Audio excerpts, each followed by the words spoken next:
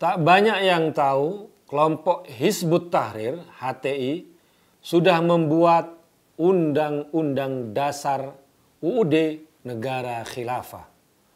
Mereka sudah siap mendirikan negara khilafah di Indonesia.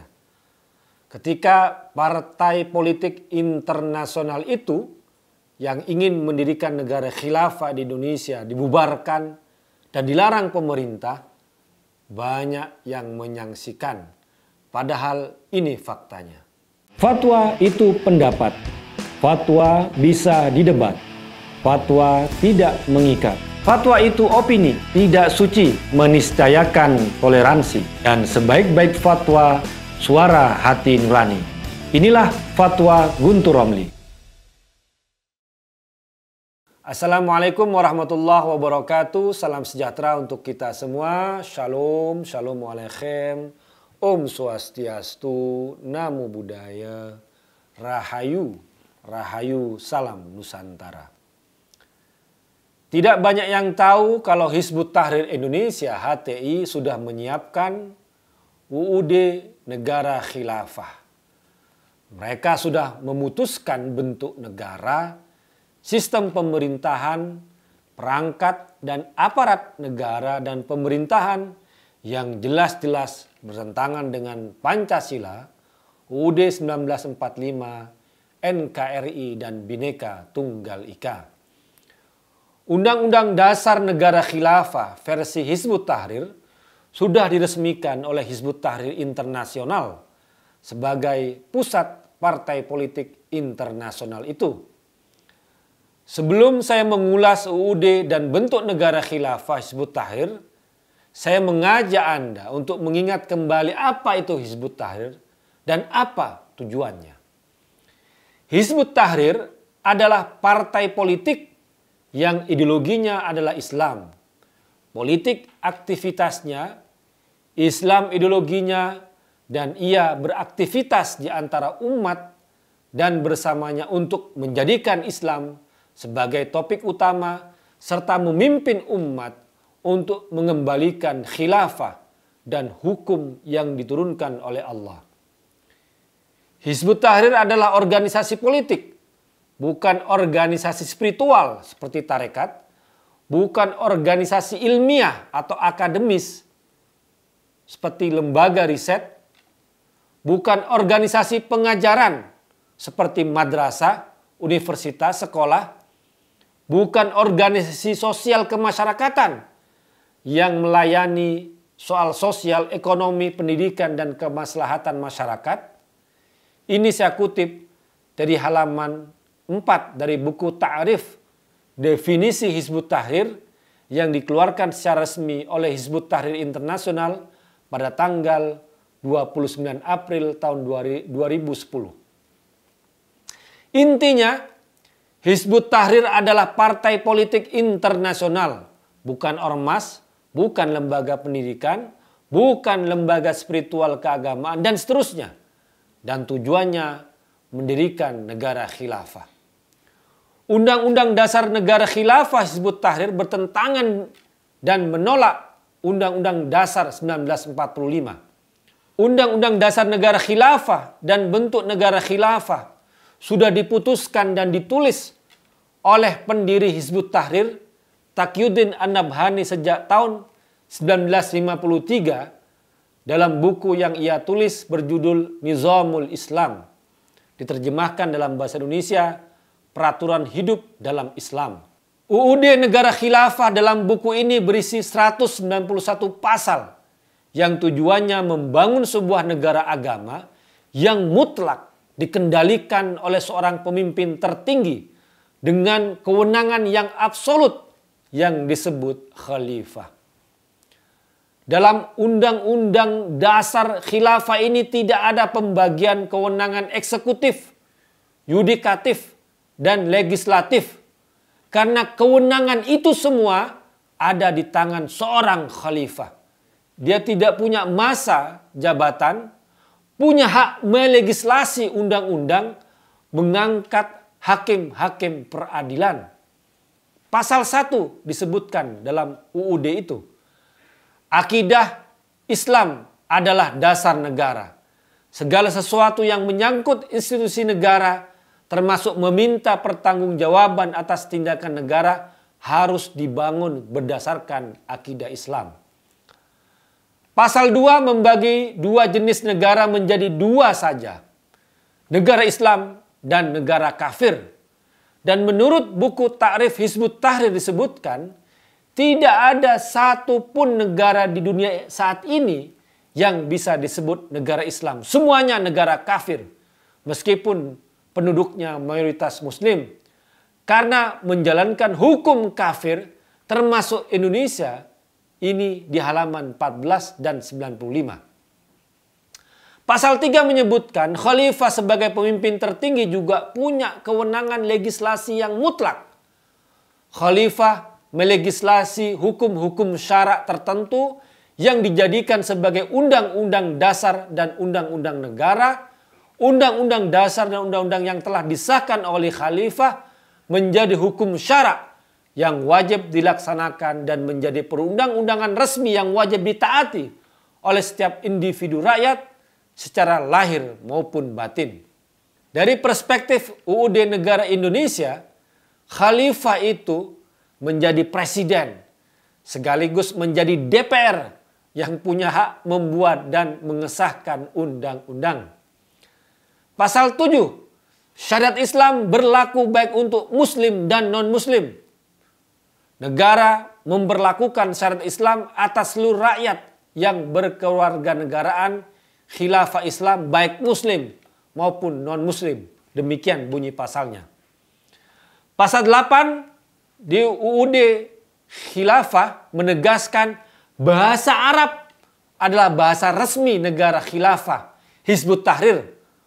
Meskipun ya banyak sekali elit-elit Hizbut Tahrir di Indonesia, apalagi pengikutnya yang tidak bisa bahasa Arab. Pasal 8, bahasa Arab merupakan satu-satunya bahasa Islam dan satu-satunya bahasa resmi yang digunakan oleh negara.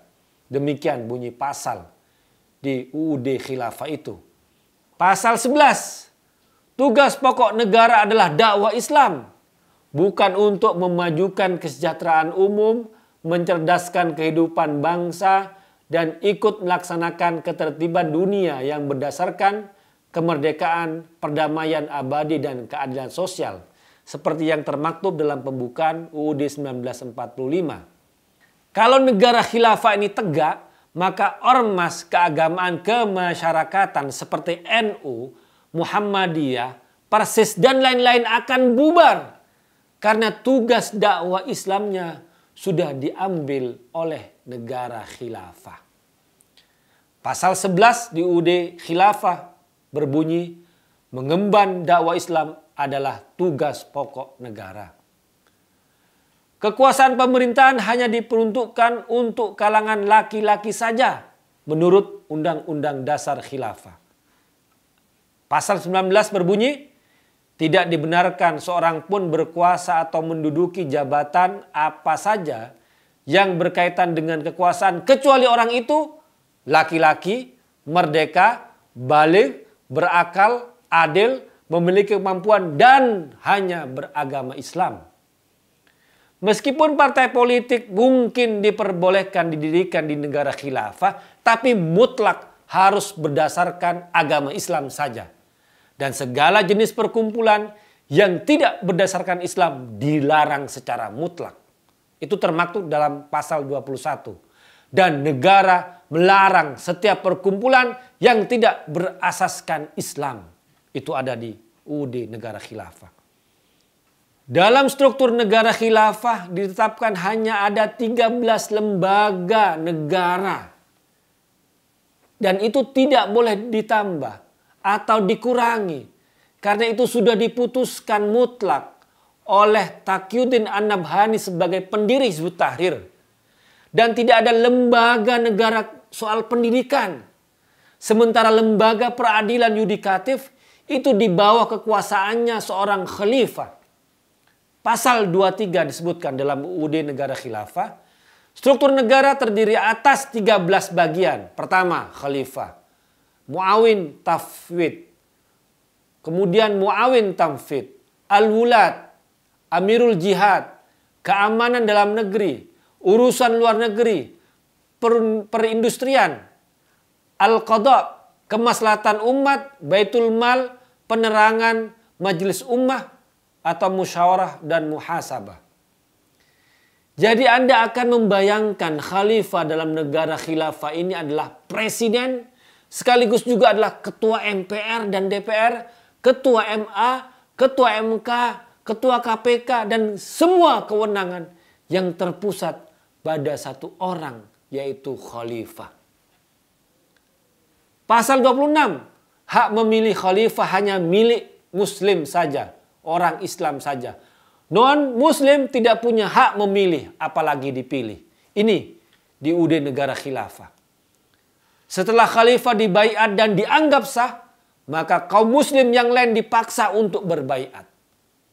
Setiap orang yang menolak dan memecah belah persatuan kaum muslim dipaksa untuk berbaiat. Itu di pasal 27 Undang-Undang Negara Khilafah. Pasal 36 dalam UUD Negara Khilafah menegaskan kewenangan khalifah baik sebagai eksekutif, legislatif, dan yudikatif, sekaligus sebagai panglima tertinggi militer yang memiliki kekuasaan absolut, mutlak, dan sentralistik. Pasal 36, khalifah memiliki wewenang sebagai berikut. Ini dalam UUD Negara Khilafah. 1. Dialah yang melegislasi hukum-hukum syarak yang diperlukan untuk memelihara urusan umat yang digali dengan ijtihad yang sahih dari kitabullah dan sunnah rasulnya, sehingga menjadi perundang-undangan yang wajib ditaati dan tidak boleh dilanggar. Kedua, dialah yang bertanggung jawab terhadap politik negara baik dalam maupun luar negeri. Dialah yang memegang kepemimpinan militer. Dia berhak mengumumkan perang, mengikat perjanjian damai, gencatan senjata, serta seluruh perjanjian lainnya. Ketiga, dialah yang berhak menerima atau menolak duta-duta negara asing. Dia juga yang berhak menentukan dan memberhentikan duta kaum muslim. Keempat, dialah yang menentukan dan memberhentikan para muawin dan para wali. Dan mereka semua bertanggung jawab kepada khalifah, sebagaimana mereka juga bertanggung jawab kepada majelis ummah. Kelima, dialah yang menentukan dan memberhentikan qadhi, qudhat, hakim agung. Keenam, dialah yang menentukan hukum-hukum syarak yang berhubungan dengan anggaran pendapatan dan belanja negara. Dia pula yang menentukan rincian nilai APBN, pemasukan maupun pengeluarannya. Luar biasa sekali ini kewenangan khalifah dalam UUD negara khilafah. Masa jabatan khalifah juga tidak terbatas. Hal ini ditegaskan dalam pasal 39. Tidak ada batas waktu bagi jabatan khalifah selama mampu mempertahankan dan melaksanakan hukum syarak serta mampu menjalankan tugas-tugas negara, ia tetap menjabat sebagai khalifah. Khalifah jabatannya bisa seumur hidup dan kewenangannya sangat absolut. Demikian tadi ulasan tentang UUD Negara Khilafah yang telah ditetapkan oleh Hizbut Tahrir Internasional sejak tahun 1953. Ya, kalau Anda yang tertarik mau mempelajari, mau membaca, silahkan bisa baca di buku yang berjudul Nizamul Islam yang dalam bahasa Arab, atau yang bahasa Inggrisnya Nizamul Islam, The System of Islam. Dari bacaan di atas, maka Undang-Undang Dasar Negara Khilafah tidak lebih sebagai berikut. 1. Negara Khilafah adalah negara agama, negara Islam yang bersifat mutlak. Tidak boleh ada partai dan perkumpulan apapun selain yang berdasarkan pada Islam. Kedua, Khalifah memiliki kewenangan yang absolut, mutlak, dan sentralistik. Kalau kita bandingkan pada sistem pemerintahan saat ini, seorang khalifah itu juga selain juga sebagai presiden, dia juga jabatannya sebagai MPR dan DPR, sebagai Mahkamah Agung, sebagai Mahkamah Konstitusi, sebagai KPK pemberantas korupsi, dan lain semuanya. Semua kekuasaan dan kewenangan berpusat pada dirinya, pada satu orang, Ditambah lagi, tidak ada masa jabatan bagi seorang khalifah. Demikian ulasan terhadap Undang-Undang Dasar Negara Khilafah yang diresmikan oleh Hizbut Tahrir. Cita-cita itu sangat berbahaya dan bertentangan dengan Undang-Undang Dasar 1945, Pancasila, NKRI, dan Bhinneka Tunggal Ika. Karena itu, mari kita tetap pertahankan Indonesia dan Pancasila. Wassalamualaikum warahmatullahi wabarakatuh. Fatwa itu pendapat. Fatwa bisa didebat. Fatwa tidak mengikat. Fatwa itu opini, tidak suci, meniscayakan toleransi. Dan sebaik-baik fatwa, suara hati nurani. Inilah Fatwa Guntur Romli.